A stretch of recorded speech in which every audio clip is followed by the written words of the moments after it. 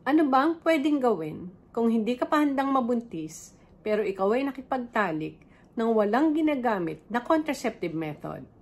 Meron ka pang isang option. Ang tawag dyan ay emergency contraception. Dito sa Pilipinas, ang mga emergency contraception methods ay ang pag-inom ng mga pills o pag-insert ng copper IUD within 5 days after ninyong makipagtalik.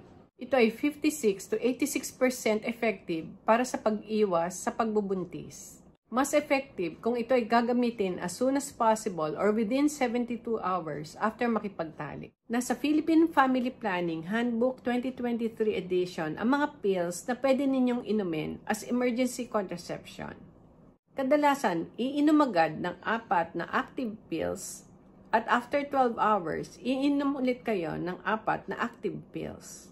May brands na 2 active pills lang ang iinumin nyo ngayon. After 12 hours, 2 active pills din.